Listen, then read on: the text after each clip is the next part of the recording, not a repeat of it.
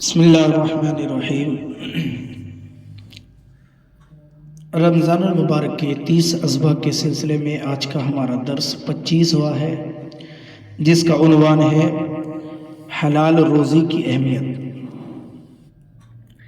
اس میں کوئی شک نہیں ہے کہ انسان کی زندگی کا دار و مدار کھانے پینے پر ہے، مگر نہ ہر کھانے کی چیز حلال ہے اور نہ ہی ہر پینے کی چیز جائز ہے۔ ایک مسلمان ہونے کی حیثیت سے اسلام نے ہمیں کھانے پینے کے کچھ اصول و قواعد بتائے ہیں جن کی پابندی ہمارے لیے ضروری ہے۔ اگر کوئی روزانہ کی زندگی میں اس کا خیال نہیں کرتا تو پھر اس کی دنیاوی اور اخروی دونوں زندگی تباہ و برباد ہو جاتی ہیں۔ اس تعلق سے اللہ رب العزت نے جو ہدایات بندوں کو عطا فرمائی ہیں ان میں سے کچھ یہ ہیں۔ حضرت ابو ہریرہ رضی اللہ تعالیٰ عنہ سے مروی ہے کہ پیغمبر کائنات صلی اللہ علیہ وسلم نے ارشاد فرمایا، اللہ تعالیٰ پاک ہے، وہ پاک چیزوں کو قبول فرماتا ہے، اور اس نے مومنوں کو وہی حکم دیا ہے جو اس نے رسولوں کو دیا تھا۔ چنانچہ فرمان الہی ہے، یا ایھا الرسل کلوا من الطیبات واعملوا صالحا، اے رسولو پاکیزہ چیزوں میں سے کھاؤ اور اچھے عمل کرو۔ دوسری آیت میں فرمایا، یا ایھا الذین آمنوا کلوا من الطیبات ما رزقناکم، اے مومنو ہمارے دیے ہوئے رزق میں سے پاکیزہ چیزیں کھاؤ۔ پھر آپ نے ایسے آدمی کا تذکرہ فرمایا جو طویل سفر کرنے کے بعد میں بکھرے بالوں اور غبار آلود چہرے کے ساتھ آتا اور آسمان کی طرف ہاتھ اٹھا کر اے اللہ کہتا، حالانکہ اس کا کھانا پینا لباس اور غذا سب حرام ہوتا۔ اس صورت میں اس کی دعا رب جلیل کیسے قبول فرمائے گا؟ طبرانی نے اسناد حسن سے روایت کی ہے کہ رزق حلال تلاش کرنا ہر مسلمان پر واجب ہے۔ طبرانی اور بیہقی کی روایت میں ہے کہ فرائض نماز کے بعد رزق حلال کی طلب کرنا بھی فرض ہے۔ ترمذی اور حاکم کی حدیث ہے کہ جس نے حلال کھایا، سنت پر عمل کیا، لوگ اس کے شر سے محفوظ رہے، وہ جنت میں جائے گا۔ صحابہ کرام نے عرض کیا، میرے آقا یہ چیزیں تو آج آپ کی امت میں بہت ہیں۔ آپ نے فرمایا، میرے بعد کچھ وقت ایسا ہی ہوگا۔ اللہ اکبر۔ احمد وغیرہ نے اسناد حسن کے ساتھ روایت کی ہے کہ جب تیرے اندر 4 چیزیں ہوں تو دنیا کی کوتاہیاں تجھے نقصان نہیں دیں گی: امانت کی نگہبانی یعنی اس کی حفاظت کرنا، اور سچ بولنا، اچھے اخلاق اور رزق حلال۔ طبرانی کی حدیث ہے کہ اس کے لیے خوشخبری ہے کہ جس کا کسب عمدہ ہے، یعنی جس کی کمائی اچھی ہے، باطن صحیح ہے، ظاہر باعزت، لوگ اس کے شر سے محفوظ ہیں۔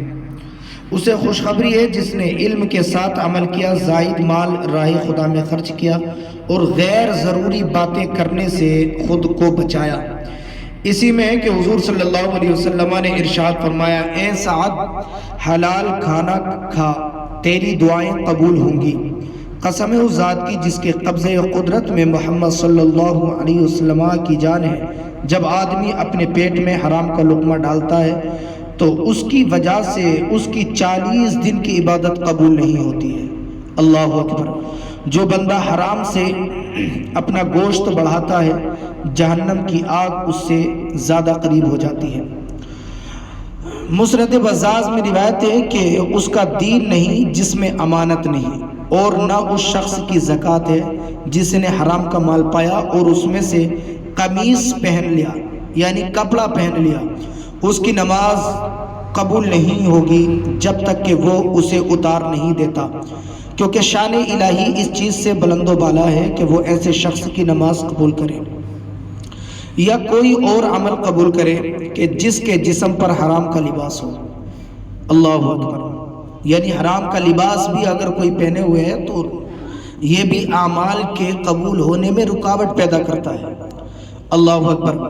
احمد نے حضرت ابن عمر رضی اللہ تعالیٰ عنہ سے روایت کی، انہوں نے فرمایا کہ جس شخص نے 10 درہم کا کپڑا خریدا، اس میں سے ایک درہم بھی اگر حرام کا تھا جب تک وہ کپڑا اس کے جسم پر رہتا ہے اللہ تعالیٰ اس کی نماز قبول نہیں فرماتا۔ اور پھر انہوں نے اپنے دونوں کانوں میں 2 انگلیاں داخل کر کے فرمایا کہ اگر میں نبی کریم صلی اللہ علیہ وسلم کو یہ فرماتے ہوئے نہ سنتا تو یہ دونوں بہرے ہو جائیں، یعنی اگر میں نے یہ بات نہ سنی ہو تو، یعنی وہ اپنے اس فرمان کو سچ بیان کرنے کے لیے یہ سب کچھ بیان فرما رہے تھے۔ بیہقی کی روایت ہے کہ جس نے چوری کا مال خریدا حالانکہ وہ جانتا ہے کہ یہ چوری کا مال ہے تو وہ بھی اس کی رسوائی اور گناہ میں شریک ہوگا۔ اللہ اکبر، چور بازار سے بہت خرید کے لاتے ہیں نا، دیکھا ہے آپ نے۔ اور آگے فرمایا حافظ المنذری نے قابل حسن اسناد یا موقوف سند کے ساتھ اور احمد نے بسند جید یہ حدیث نقل کی ہے کہ حضور صلی اللہ علیہ وسلم نے فرمایا قسم ہے اس کی جس کے دست قدرت میں میری جان ہے کہ تم میں سے کوئی اپنی رسی لے کر پہاڑ کی طرف نکل جائے اور لکڑیاں اکٹھی کر کے پیٹھ پر لاد کر وہ لائے اور انہیں بیچ کر کھائے تو یہ اس کا عمل کرنا، کام کرنا بہتر ہے اس سے کہ اپنے منہ میں حرام کا لقمہ ڈالے، یعنی محنت کی کمائی سے۔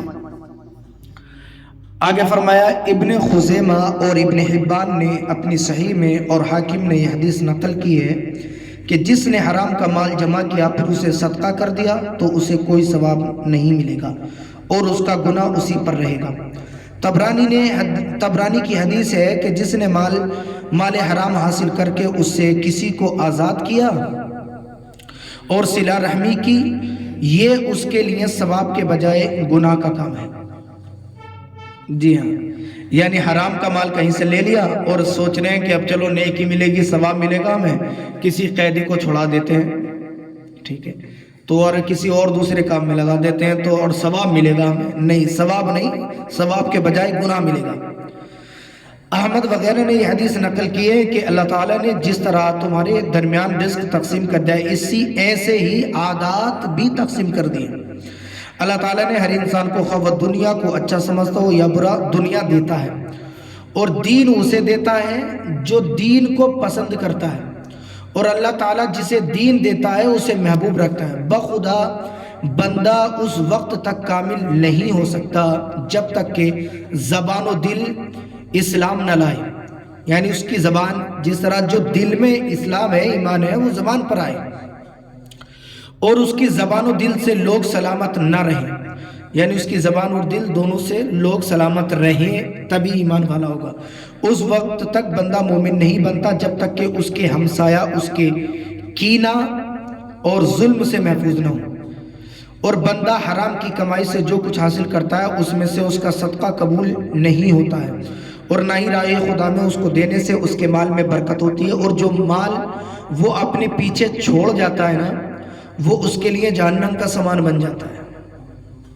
حرام کی کمائی سے بنگلے بنا لیے نا، جی ہاں، تو اب اسی کے لیے دیکھیں کہ جو جن کے لیے چھوڑ کے چلا گیا، جو حرام کا اکٹھا کر کے سب چھوڑ کے چلا گیا، وہ اس کے لیے آفت کے علاوہ کچھ نہیں ہے۔ بے شک اللہ تعالیٰ برائی سے برائی کو نہیں مٹاتا بلکہ نیکیوں سے برائیوں کو مٹاتا ہے۔ بے شک خبیث چیز سے خبیث چیز نہیں مٹتی ہے۔